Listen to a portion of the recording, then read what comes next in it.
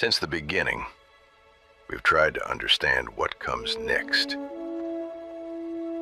We predicted. We argued. We believed. But for the first time, belief has structure. Conviction has value. Outcomes are priced. Because the future was never meant to be a mystery. It was meant to be a market.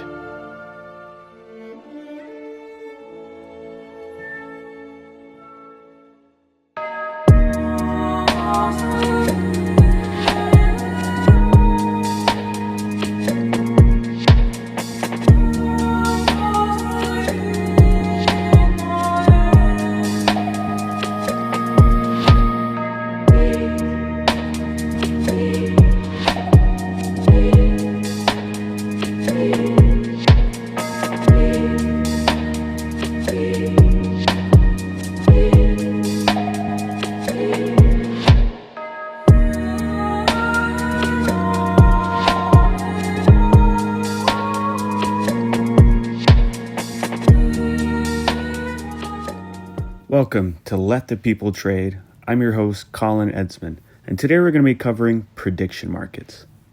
What is a prediction? Well, a prediction is basically a guess or a hypothesis, right? It really depends on how much research you want to put into this guess, basically. Now, if you could take that guess and make some money off it, that's basically what we're doing here with prediction markets. It really just depends on how long you're willing to wait for that profit and how much research you put into making said profit.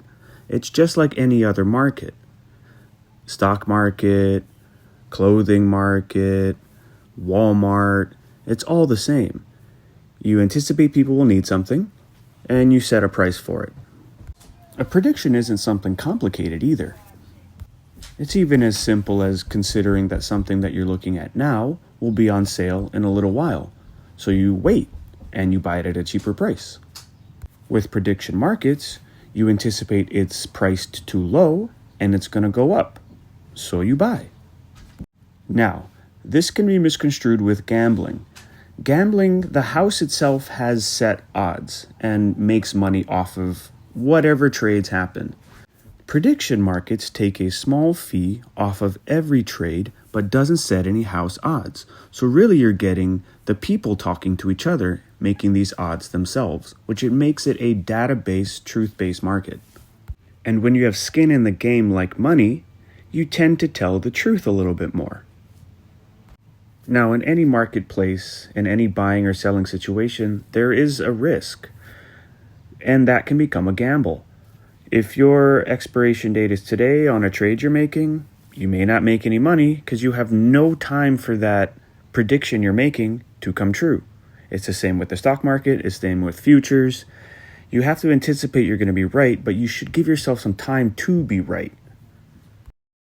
Variables cut in both directions. If there's a lot of variables, you may not make any money or you may make a lot of money. If there are only a little bit of variables, you may not make a lot of money and you may make a lot of money, right? So it really depends on how much time you have to leave yourself at risk. So before you take a position anywhere, you must do your research. You never know what's going to happen. So you should do your research to figure out what could happen, what has happened. Personally, I use it as a hedging vehicle. If I think the gas prices are going to go up, I'll buy one side, so if they do go up, that makes some money to compensate for the gas prices going up. Now, yes, there are sports predictions as well in these markets. These sports predictions can be a little bit closer to gambling because of the time you have left. They're just like 0 day of expiration options. As an options trader, I know how dangerous those can be because I have no time to be right. So I have to buy a high percentage right answer possibility, 90% or up, because then at least it gives me a strong chance of being correct in that short time frame. It's the same with sports predictions.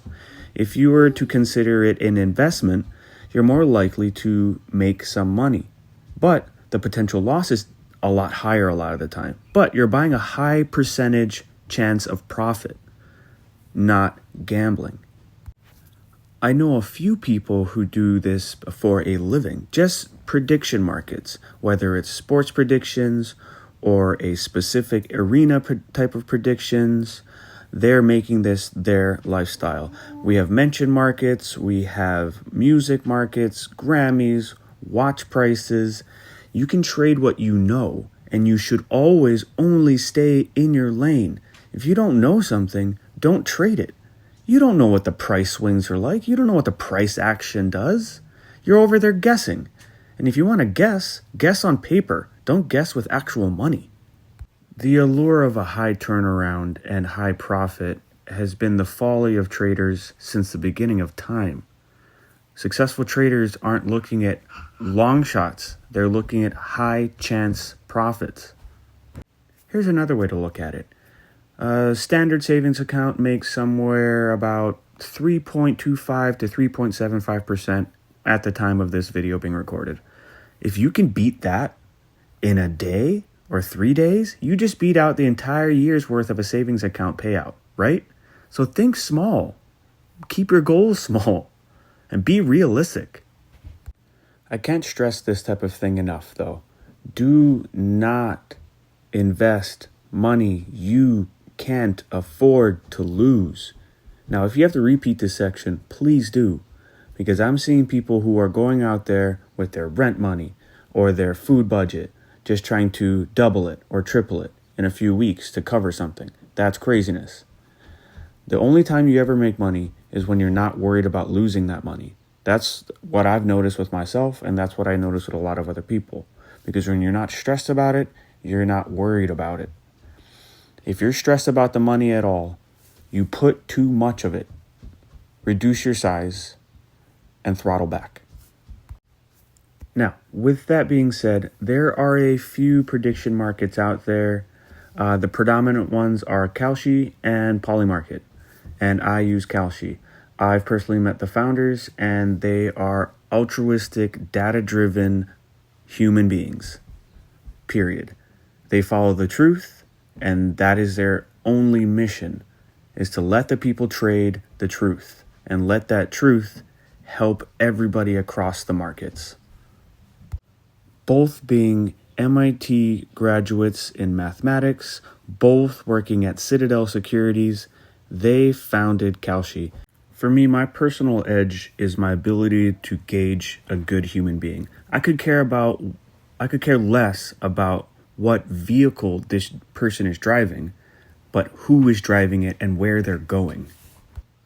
Founder-driven businesses tend to do better because they started it, they have skin in the game, and they want to make their babies sing and shine and get their goals accomplished. Usually when another person takes over, you get something a little bit different. Their goals are a little bit different. They don't know what starting from the bottom feels like.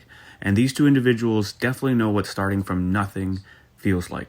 They have had to fight the SEC on this for years to get this legalized, as well as regulated. The rules are strong, set, and solid, and you have to make sure you read them before you do anything. Inside trading is still a thing in this market.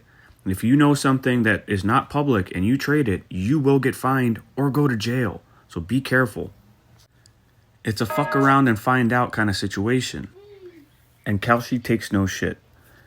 They find out you're doing something wrong, they will fine you for it.